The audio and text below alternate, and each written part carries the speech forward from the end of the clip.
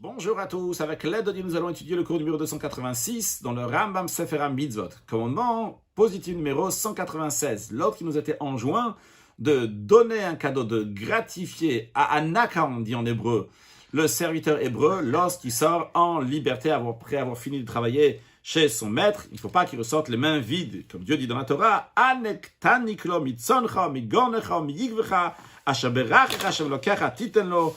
Tu vas le combler généreusement du bétail, de ton aire de battage, de ta cuve à vin, que Dieu t'a béni, de tout ça, tu vas lui donner.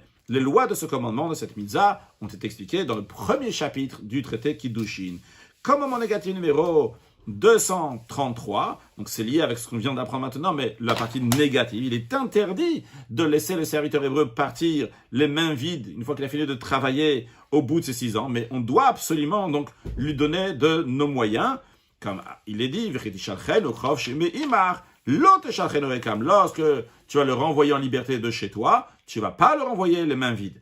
Les lois de ce commandement ont été expliquées au début du traité Kiddushin. Là-bas, c'est expliqué la mitzvah de Ha'anaka, donc de donner, de gratifier le serviteur une fois qu'il finit son travail. Commandement positif numéro 234. L'ordre qui nous était enjoint du rachat de la servante hébreu. Comme la Torah dit, Vehevda, il l'aidera à son rachat. J'explique, c'est-à-dire que si la servante hébreu elle a été vendue pour tant et tant d'années, une servante hébreu d'ailleurs elle peut être vendue seulement avant 12 ans, eh bien si elle a été vendue par exemple pour 6 ans pour 600 €, eh bien le maître doit l'aider à se racheter. Donc, quand elle veut se racheter par exemple, il reste 2 ans, eh bien il va laisser donc la servante ou bien les parents, les membres de famille donc donner 200 € et par cela donc elle pourra sortir en liberté. Le Ram nous dit que ce rachat-là, donc il a beaucoup de lois, beaucoup de conditions, etc. Tout ça, c'est expliqué dans le traité Kiddushin. Là-bas, c'est expliqué toutes les lois de Amaïvria, servante hébreu. Dans le Mechilta, il est dit clairement que Dieu dit Vim shloshel eloyasela. Il y a écrit dans la Torah, si ces 3 choses-là, il ne va pas lui faire le maître. C'est quoi ces 3 choses-là que le maître ne lui a pas fait? Si il ne s'est pas marié avec la servante hébreu, s'il n'a pas marié la servante hébreu pour son fils, ou bien s'il n'a pas aidé à se racheter, il n'a pas eu l'occasion, eh bien dans ce cas-là, quand ça arrive le moment, elle sortira en liberté. Commandement positif numéro 233. L'ordre qui nous a été enjoint, que le maître qui a acheté la servante hébreu va se marier avec elle. Si ce n'est pas lui, c'est son fils, ce qu'on appelle la mitzvah de Iyud. Iyud, ça veut dire qu'il laisse la destinée pour lui ou bien la destinée pour son fils.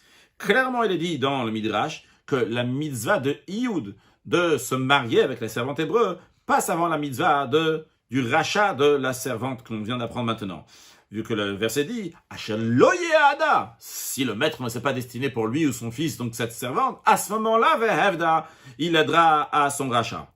Le Ram nous dit, sache que la loi du serviteur hébreu et la loi de la servante hébreu ne s'appliquent uniquement lorsqu'il y a le Yovel qui s'applique, donc lorsqu'il y a le jubilé qui s'applique.